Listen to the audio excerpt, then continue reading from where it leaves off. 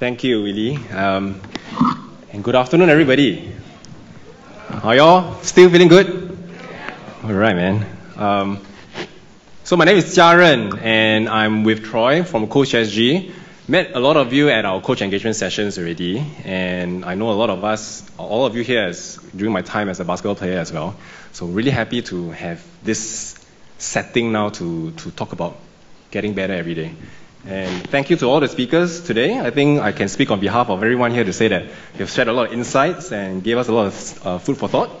And this is a chance now for us to ask questions from all the panelists. But maybe before I go into the questions per se, as I was sitting there listening to all the presentations, one thing kept coming up in all the presentations, and this concept about coaches not coaching athletes only, but coaching people. And if we look at how we make people better, naturally they become better athletes. And then the winning becomes something that will happen as we build better people. And at this point, I would also like to thank one of my coaches who's in the audience today, who made me a better athlete, but through making me a better person. So Coach Neil, thank you very much for all the time that you coached me in my national team days.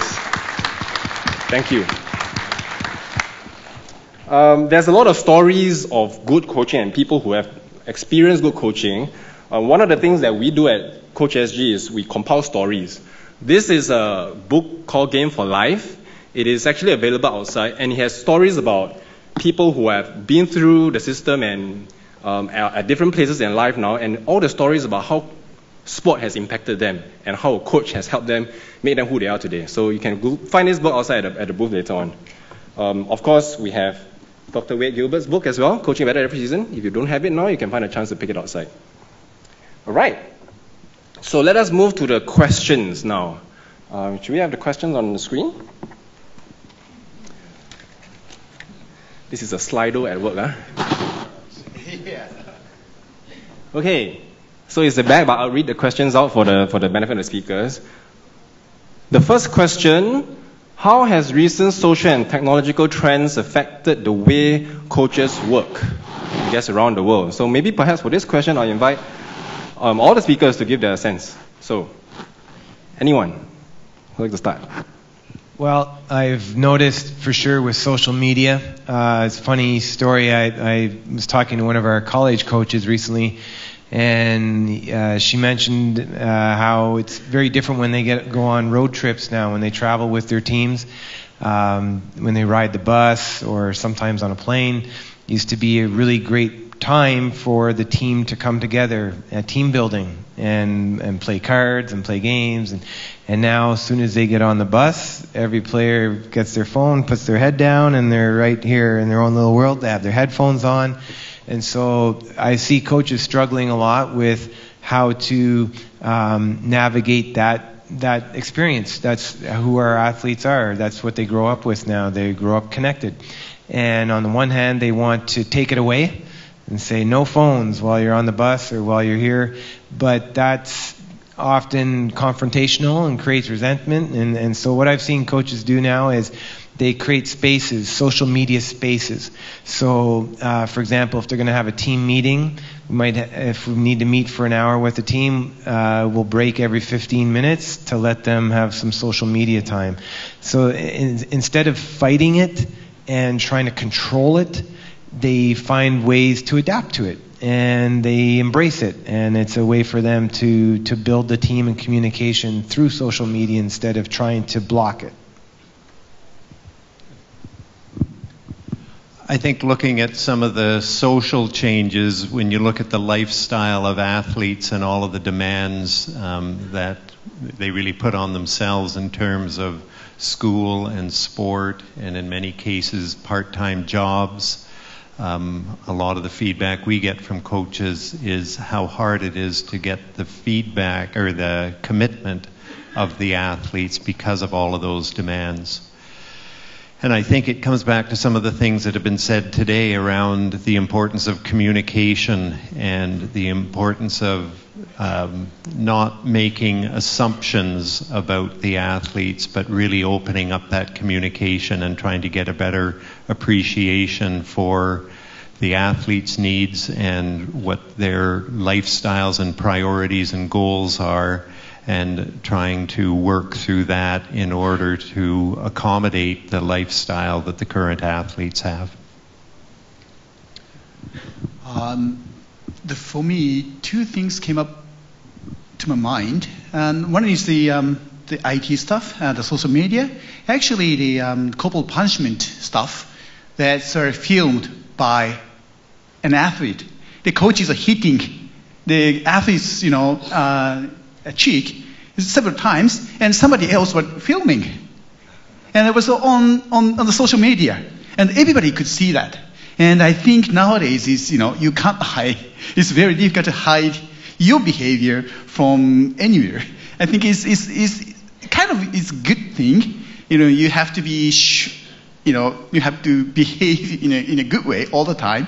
And that's the thing, I thought one thing. And the other one is the Olympic Games, because we have the 2020 Olympic and Paralympic Games. But sometimes in Japan, I think we overly emphasize the number of medals. And I'm not sure we should do that. And then,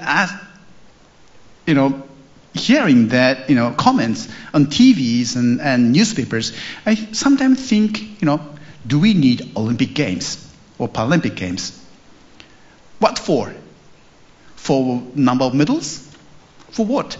So that's the things, I'm always asking to my students, myself, but I have no, answer yet. But I think we have to think about that. Why we're, aiming for the better or the gold. So that's the thing, I thought. I think for me, I'll look at it from a little bit more of a global perspective in terms of some of the global trends and challenges that we face. This might come as a very big surprise to most of you, because I know I look exceptionally young, but I'm not that young.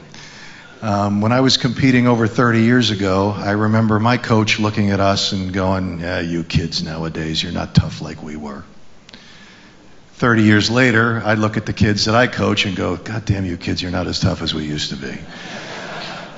So times change, right? We know that. And that's not just here, it's everywhere in the world. And I think that's probably the biggest thing that changes the way that we coach, is if we only coach the way that we were coached, it probably doesn't work.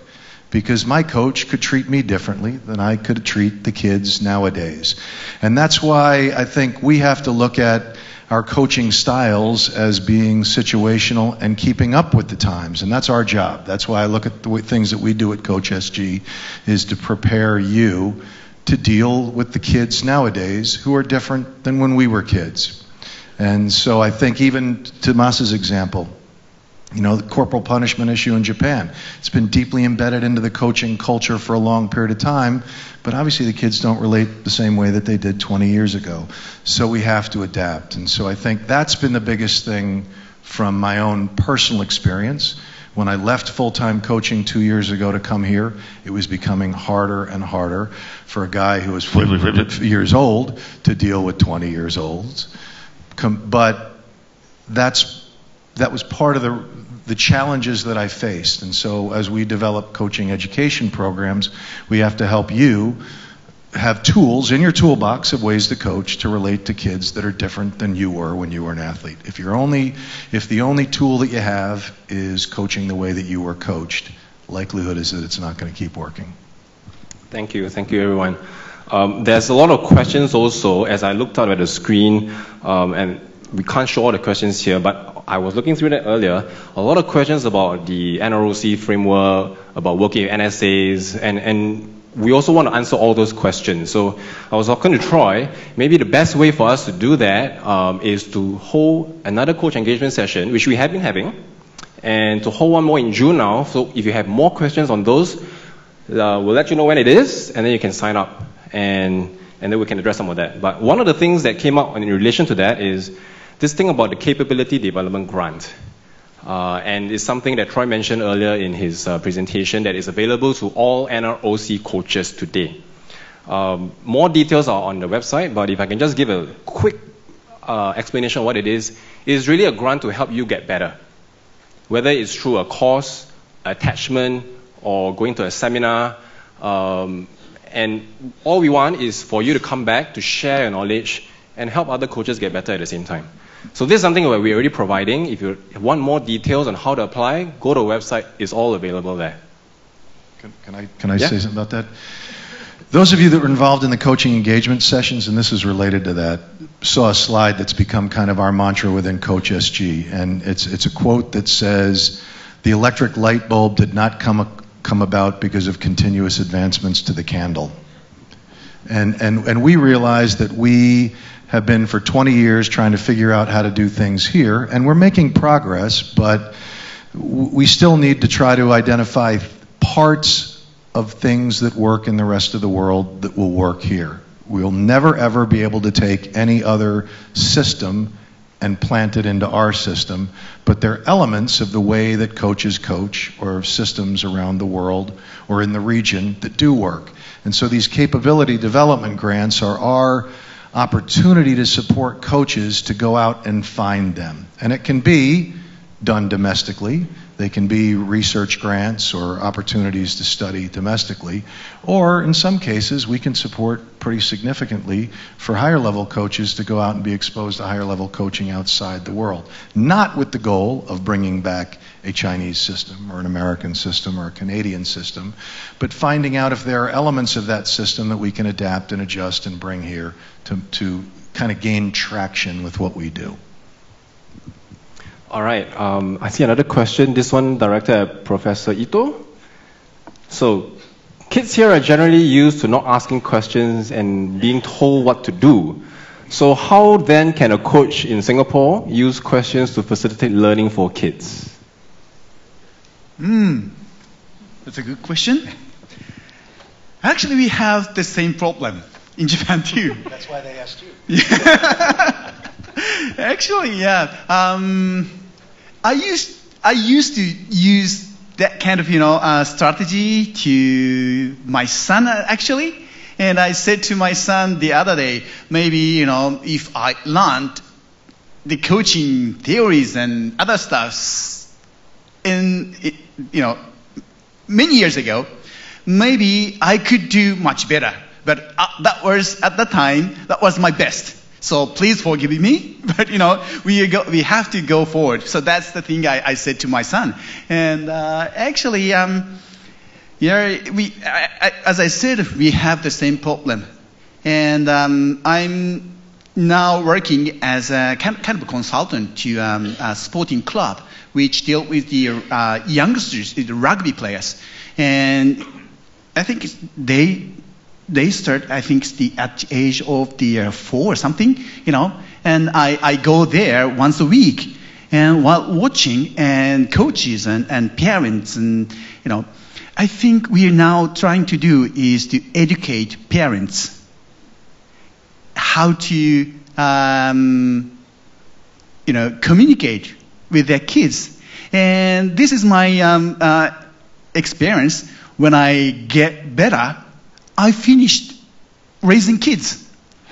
And maybe I need to pass that, kind of knowledge to other ones. I think we can, using these sport events or the club events, maybe we can have some talk with parents because they have no experience in raising kids before. And that's the way maybe we can just asking them to use, or please do that kind of a strategy. I mean, asking little questions, only, increase just one questions, not just telling them. And day by day, they will answer, they will try to express their feeling. Unless you ask the questions to kids, they never get that stage. So that's the thing I think we should do, continue doing, just, increase the number of questions, to think that's the only way to overcome that problem. So we are trying to do that in Japan as well, especially, in my case. So that's the answer. I think we shouldn't underestimate the ability of kids, I think.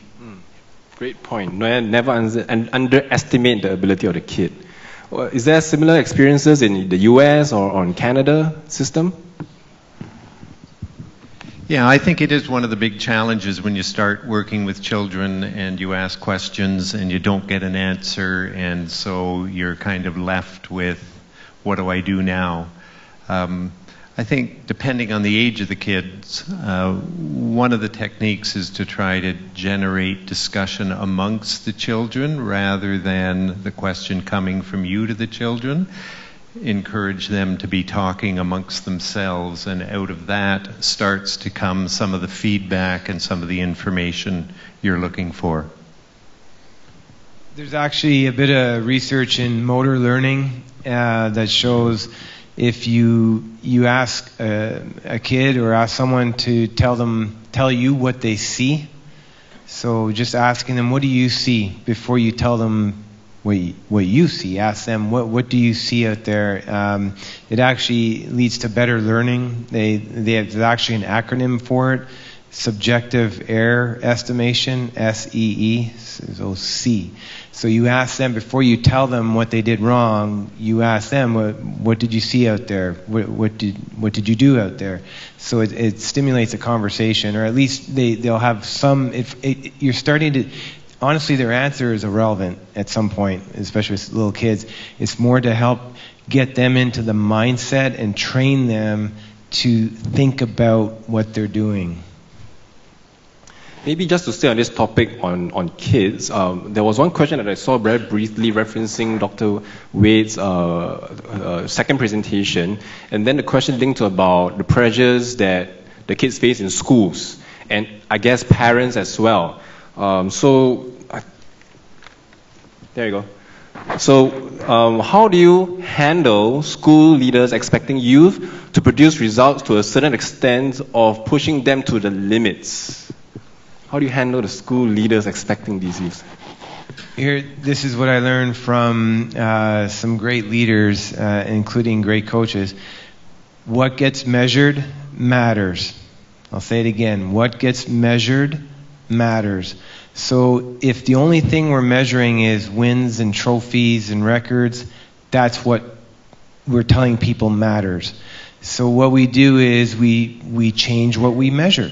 And we work with principals, athletic directors, and we identify things that we should measure, which then reinforces to the coaches, if this is how I'm being measured, or this is what's being measured, that's what matters, and that's what they work towards. So we include performance as a measure, but it's only 25% of their report card or their grade card, in a sense. So as a coach, you get graded at the school level, and I mentioned it briefly, but you get graded on 4 things. How many kids you bring out to your program, so we want lots of kids participating. You get a score for that. You get a grade for how many kids come back the following year. So say you had 50 kids in your program this year, and if 40 come back next year, you get a grade on that. And then you got a third component is enjoyment. So we use questionnaires, and we actually get scores on how much the kids enjoyed that experience. And then the last part is competitiveness. So are you fielding competitive athletes and competitive teams? So those 4 things, and it took us 5 years, but we shifted the mindset so that now coaches focus on building those 4 things because that's what we measure. Any other views from any other speakers? I think we're trying to set a different model, and I was looking around through the audience to see if there was any of our Active SG coaches here that have their shirt on. I mean, I think one of the things that the Active SG academies are doing, and I know we've got a lot of coaches here now, is the tagline is sports and much more. I mean, I think that that's really ultimately what you want too. I mean, I think we heard from coaches, they want to be valued by more than their last season. You don't want to be judged by how many wins and losses you had, but what impact you had on the players under your watch. And part of that is our work at Coach SG to create that narrative and to promote that narrative. But that's the cultural mindset shift, and I'm not saying Singapore culture, I think it's worldwide sporting culture, mindset shift that we need to make, is that the impact of coaches goes beyond just the number of wins and losses. And that's got to start in the process from the beginning. When you're hired, that needs to be part of the objectives, to Wade's point. It needs to be part of what coaches know going in they're going to be evaluated on. It's not just, that's the easy way, is on wins and losses. But it's really got to be measured more on the quality of experience and the life lessons that an athlete learns. And that's why we're putting so much emphasis on helping you develop the skills to make you valuable as a skills instructor, but invaluable to your participants as a mentor and as a life skills instructor. Thank you. Maybe at this point, I just point out we are also taking questions from the floor. So we have set up 2 mic stands in the middle on your tables. If anyone has any questions that you would like, you can come to the microphone and then I can ask you to ask a question. So start thinking about any questions you want to ask. At this point, is there anyone that wants to ask a question to the panel? Yep. May I ask you to just introduce yourself, maybe what sport you coach, and then proceed to ask the question. Thank you. Hi, my name is Ian Stewart. I coach football at the moment. Similar to the sort of carry on from the very first question is, what use of data analytics does the panel see as a trend globally that can be used as age group level, not just elite level? Well, maybe I could just make a comment. I think one of the challenges with performance analysis is the amount of time and effort it takes to do that work. And I think when that falls on the coach, that's a real challenge. So there's a need for support to be able to acquire that data and analyze it and then use it. And so part of that becomes the coach's skills in being able to relate to the performance analyst, having enough background and information to then be able to take that content and use it effectively.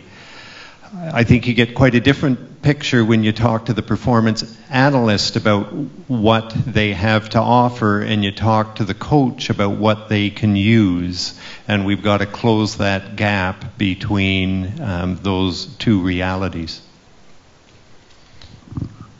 There is a real danger of, I'll give you an analogy, we have so many ways to measure so many aspects of performance. And it's sometimes, I heard someone once say, it's like using a bazooka to kill a mosquito. You know, using this huge gun to kill a little bug. And we overload our coaches. So I work with our Olympic coaches in the United States, some of the best coaches in the world. They don't want more data. They can't make use of the data that they have. It's overload. So I'd be skeptical of data analytics with youth sport. I don't see coaches using it. I don't think they need it. I think using video is enough. You know, maybe iPads and tablets and things like smartphones, and there's lots of ways to do that and apps for that where we don't need to be real sophisticated in how we analyze the data, but we can collect some images and some videos that we can share with the kids. I think that's enough at that level. I've got 2 quick observations, and I wish I had the reference now, but I do think it kind of relates to the generation thing too, and so I'll answer that a little bit. It's not pure data analytics, but there was a study about 2 or 3 years ago in Europe of football players that showed that if they were provided an opportunity to self-report injuries or illness electronically, they reported their physical well-being at a significantly greater level of accuracy than having to walk in and tell the coach or tell the trainer, the physio, that they weren't feeling well. I think that's generational. I think they're used to doing things electronically. If I had that study, I could share it with you, but I think that may be an interesting thing. The other thing that I will add is the same thing about mental well-being and wellness. I think when kids come to practice, I always found that if you asked them, how do you feel today? Always they say, I'm fine. I feel good. And so we started to use a tool called the DALDA, which if you Google, it's called the Daily Analysis of Life's Demands on Athletes, put together by Brent Rushell, I think, at San Diego State. That was just a quick 2-minute survey that kids, when they came to practice, they filled out 5 questions, how they felt coming in. And we found out those same kids who said, I feel great, you looked at it and they didn't really feel great. But the anonymity of a quick little 30-second questionnaire, or in the case of the medical, being able to go online, you got a far more accurate representation of how they really were. So I do think that kids now are a little bit more prone to be able to respond anonymously or electronically than they are face-to-face, and you may be able to get a little bit more accurate information. That's an anecdotal observation on my part, but maybe food for thought, if nothing else.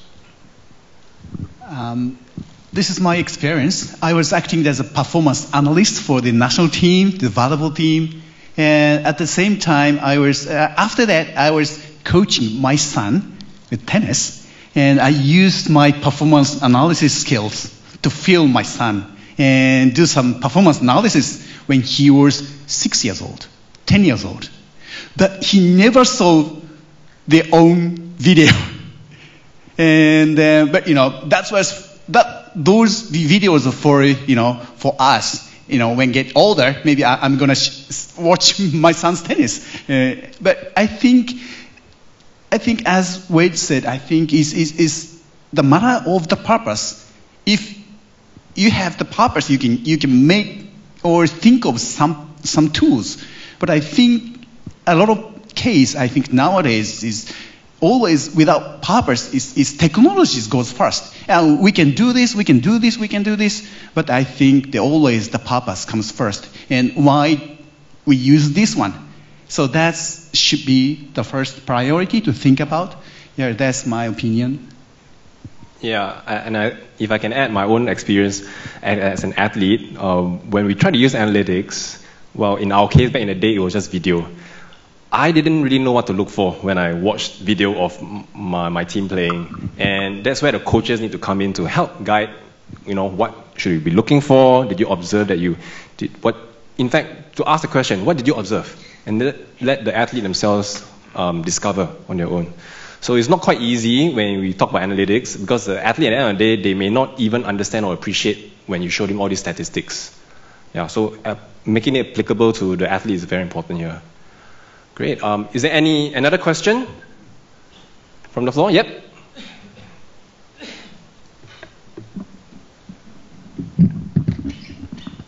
I'm John Boone.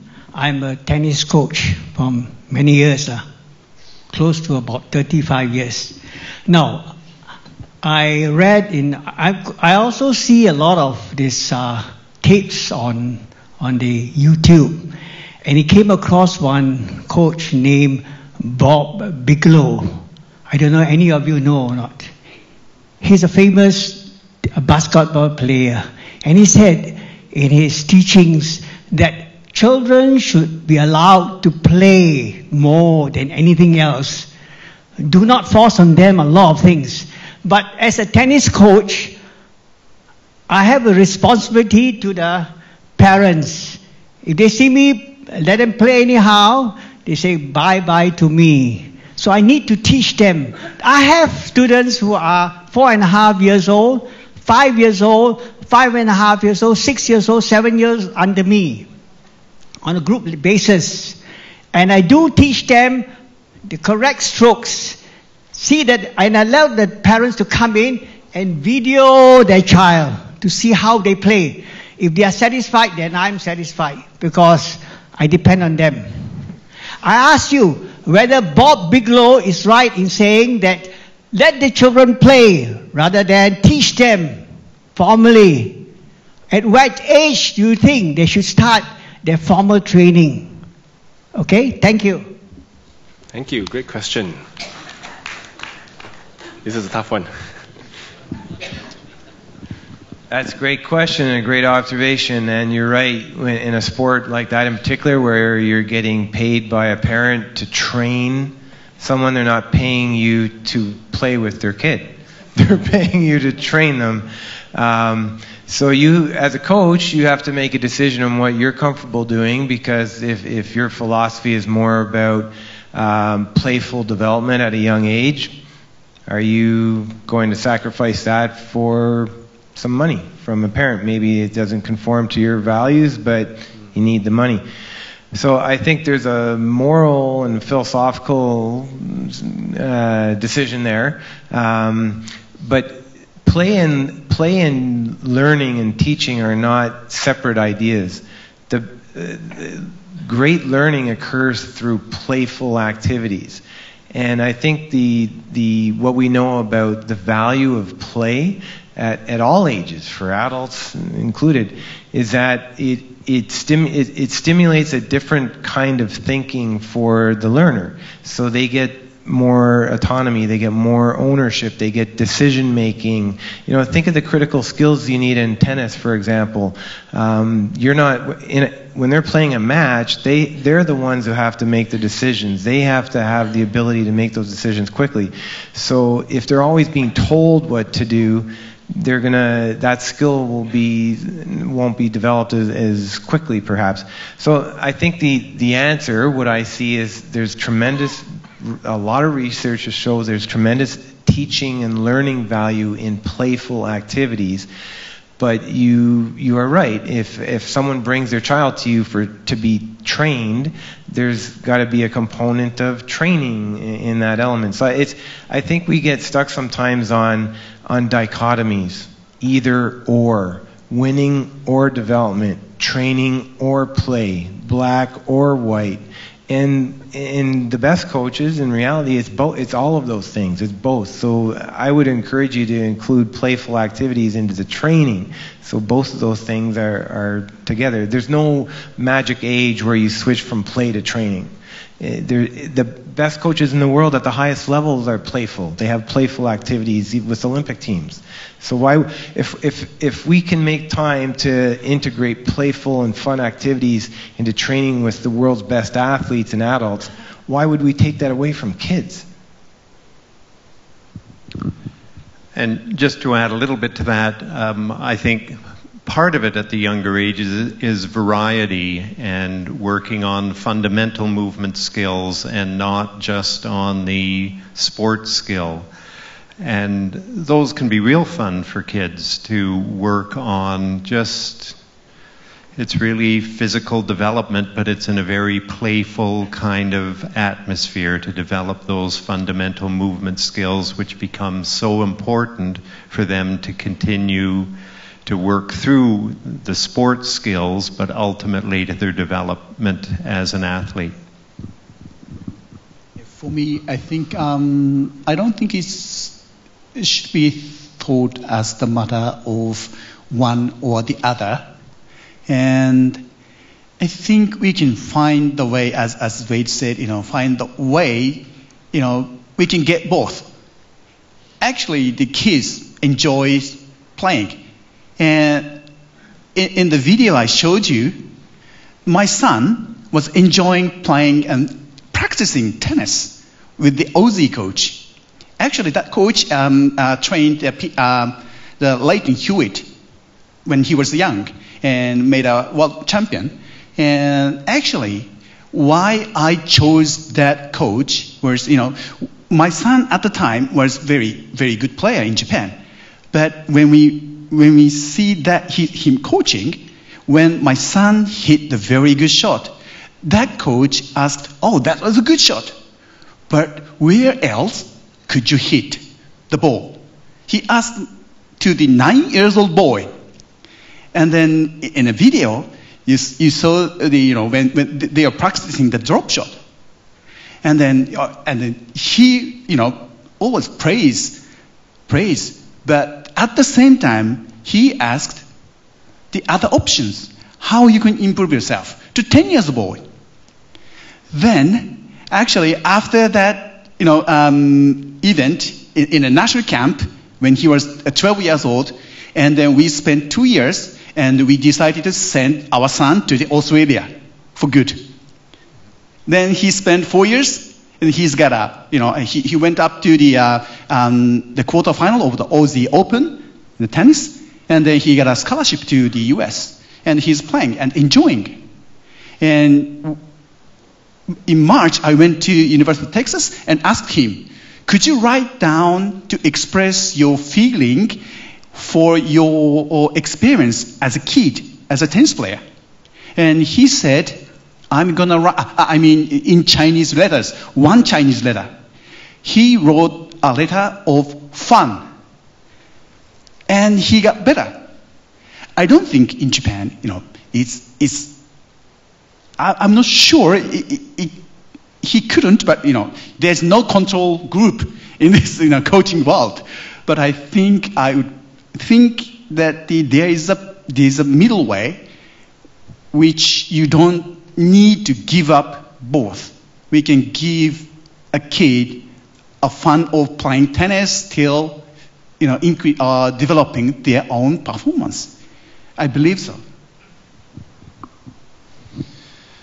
We know that the coaching system here in Singapore is unique, and that time is money, right? Everybody's an hourly paid person, and that's the reality of it, and that's what we have to live with.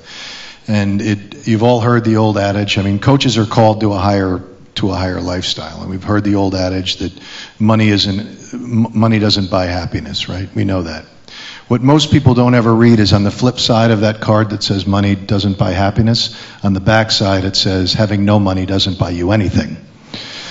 So we've got to face the economic reality, and we know that. So I think there's another solution, and again, I keep relating this back to what we can do.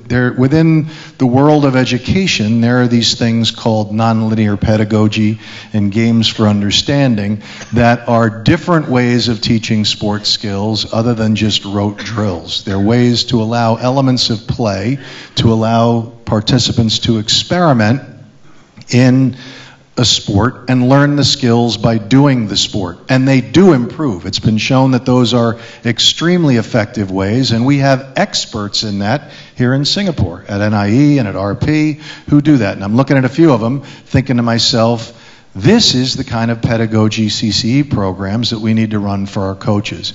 We can provide you, it's our responsibility to provide you those tools where we can give you actual documented professional teaching skills to integrate fun into your sessions that we know will relate in skill improvement that your consumers will see and demonstrate. So our friends at NIE and at RP, be prepared. We're going to come to ask you for another CCE session on nonlinear pedagogy and the games for understanding. And I'm looking right at you guys, so be ready. All right.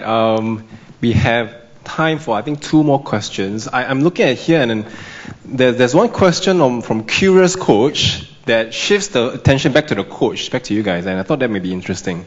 So the question is, as a mentor, how do we effectively communicate with the younger generation of coaches tactfully without coming forward as being too preachy? And that, I guess that relates to how we learn together as a community. So who would like to take a stab at answering Curious Coach's question?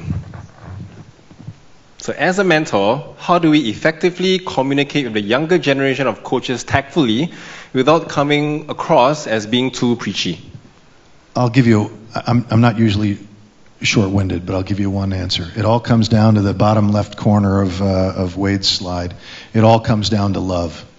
The bottom line is kids don't care how much you know until they know how much you care. I think that's the best answer I can give. I think the role of the mentor isn't to tell the coach what to do or how to coach. It's really to guide that coach and to ask the right questions for that coach to figure things out for him or herself. So in my mind, the role of the mentor is to guide a process. So there really shouldn't be any preaching involved. It isn't a directive telling relationship. It's helping someone figure out what to do, how to solve problems, how to deal with a particular issue by questioning and guiding and leading the person to try to make some decisions and draw some conclusions. Yeah, Great. yeah. My case, I think it's just to set the vision and tell the vision, and if they and get a buy-in from them. That's the way I do. And my vision is athlete-centered coaching.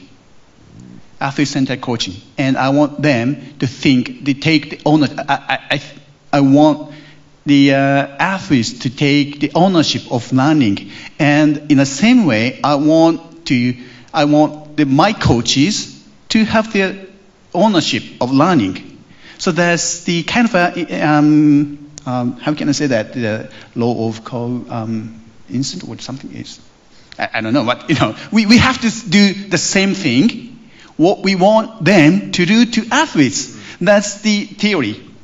So if we preach athlete-centered coaching, I have to do the coach-centered mentoring or something. So that's the one I'm always thinking. I just add again that the role of the mentor is to stimulate thinking on behalf of that coach, not to give answers. So coaching's not a recipe book, right? It's learning how to ask the right questions as opposed to trying to give them answers. So think of the mentor's role as really to act like a mirror. So you want you want to get in a position where you're encouraging that coach to reflect and think about what they're doing as opposed to telling them how to do things. And also there's a lot of different ways to do things correctly. So the mentor might not have the answers in many cases. It's more the mentor's learning too. They're both learning. They should be. Yeah. I remember one of the presentations, I can't remember whose it was, but that mentioned about it is not about making the coach the best coach, but it's about making him or her the best version of himself or herself, right? And that's really what it's about when it comes to mentoring. We're not making that person a perfect coach, but just the best version that he can be. Okay, I'd like to take a question from the floor. One last question from the floor. Yep. Hi, good afternoon. My name is Anne. I'm a touch football coach. I've got a question for you, Jiaren, actually, because it pertains more towards you. So we looked at culture, we looked at characteristic traits and behavior. So my question is, what aspect of Singapore's culture do you think that can be used as a strength in terms of sports coaching in Singapore? And what aspects of our culture, Singapore culture, do you think needs to change before our sports coaching can improve for us? Well, I guess I can speak for all of Singapore. No, but when it comes to culture, so the question, I guess, is what aspect of our Singapore's culture can be used to strengthen the coaching profession? I don't think I can speak for everyone, but being in Singapore for pretty much my whole life and going through the system here, I was a product of the system here. We can never run away from wins and losses, right? I know all of the coaches and athletes here, they face this pressure. Whether you start from schools and, the school will say, you better win something, otherwise we won't fund you. We had to pay for our own coach out of our own pocket money because we couldn't get funding from the school because we weren't winning. And that part of the pressure is prevalent all across, and I'm sure a lot of you guys, coaches here from different sports, also face this similar issue. But I would like to think that can become a strength, because when you look at that, the root cause of why we are chasing for that result, I would like to think that it's because we want to pursue excellence in whatever we do. And as Singapore, as a small country, to get to where we are today, we have been pursuing excellence. But then the question becomes, pursuing excellence at what cost? Is it at all cost? Or should we pursue excellence in the right spirit? So one of the things we do at Coach SG is we have this framework called the Game for Life framework, and it is about teaching values through sport. And when we first introduced it, there were many skeptics who would say, hey, does that mean that I'm going to spend more time teaching values, or I'm going to spend more time providing fun aspects for the athlete at the expense of winning? We like to think it's not. we like to think, in fact, it helps you get better results. And if we can focus on getting better and pursuing excellence, not just in the wins and losses, but pursuing excellence in getting better at making people better, building better values, building better leadership, building better character. If you shift our focus to, can we get better at that? Actually, we think winning will come. As the All Blacks, right? Better people make better All Blacks. That's what it is all about, that we want to reframe how not just coaches, but parents, schools, athletes themselves, how they view sport coaching and how you can help them.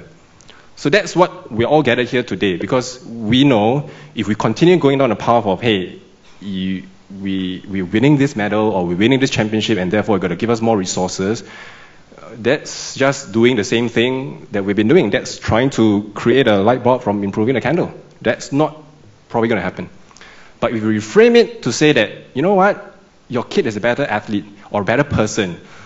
You see it at home. You see it when he goes into the workforce, how they bring the values of resilience, responsibility, discipline, and it helps them be better as a person. Then maybe the pressures from parents and schools and the athletes themselves would now shift to, okay, maybe I should look for the coach that makes me a better person. So I think we can, it's a reality we face, but we can shift that reality and just look at it from a different perspective, and we will still get the best of both worlds. I don't think it's an either-or thing. I don't know whether any one of the speakers have a perspective on that as well. I'll make a couple of comments. I think it's really a fascinating question, and these are certainly impressions without an immense amount of depth in terms of your culture. But there's a few things that seem evident to me. One is the work ethic in this culture is extremely strong, and that clearly is an important attribute for coaching. Problem solving and getting the most out of things. You live in a country that has very limited physical resources. In Canada, if we need more, we go into the forest and cut down some more trees or whatever we need to do. We've got such an abundance there, and just because of the physical reality here, you really have figured out how to make the most out of what you have. So again, I think that's a really interesting cultural environment that you live in that has important implications to coaching, to really look at how to solve problems, how to get the most out of things. And the last one I would say is fun. My impression of the society is one that you really do know how to have fun and enjoy yourselves. And that's such an important part, not just of sport, but of working with younger people so that they live that enjoyment. So those are some of the kinds of strengths that really are my impression from what I've seen here, and I'll take Wade's advice and focus on the strengths rather than trying to figure out what some of the deficiencies might be. Thank you. Okay, I think we've run out of time, but we'll maybe like to close off with one last question for all of our speakers, and I actually see it on the, it's actually for Professor Ito, but I think this one it's the last question right at the bottom. So, what is the one thing that you feel is the most important learning you would like coaches in the room to take away today? And I may invite all the speakers to give one piece of advice. So, one piece of advice. Well, the more you can learn about teaching and learning, the better you will be as a coach, and the more enjoyment you'll have as a coach. So try and learn as much as you can about how people learn, and read about teaching and learning, and read education books, and really focus on working like a teacher. Think like a teacher. The more you can think like a teacher, act like a teacher, learn about teaching and learning, the more enjoyment you'll have as a coach, and the better your athletes will be. I think in a similar vein, my statement would be never stop learning. That successful people, not just successful coaches, really have that thirst for learning and to try to figure out how to do things better. And I think that really, in many ways, is your job. You're dealing with an athlete, with a young person, and your job is to help them get better. And that requires very much an open learning mindset for yourselves. My comment is be afraid of unconscious incompetence. That's the word. I think so. We think we can do this something and we can do this, but I think when we swap the point of view, maybe we can find the other point we cannot do. So that's the thing. We have to be afraid of being unconscious incompetence. That's my word. Yeah. Mine is really not as much a learning as a takeaway, and it's really pretty simple. It's more of a challenge to all of you, and that's that even as we've sat here, we've identified more ways that we can continue to grow this community of coaching in Singapore. So my challenge and my takeaway is this is yours. You've created this system. We've helped facilitate that creation, but don't stop being a part of the creation of this system. We are on the cusp of really incredible collaboration amongst all the key stakeholders in making the sport coaching ecosystem better. So for me, the key thing is we got to keep, that's what got us here, and we can't change that. We have to keep collaborating and co-creation of the programming moving forward. Great, thank you. And to wrap up, going back to my athlete roots, all of you are coaches here. And while I can't speak for your athletes, I would like just to say that as athletes, we always are trying to learn and grow ourselves. And for a coach to challenge us and support us at the same time, that's all we can ask for. So on behalf of all athletes and your athletes, thank you very much for what you do. Thank you. And thank the speakers as well for sharing insights.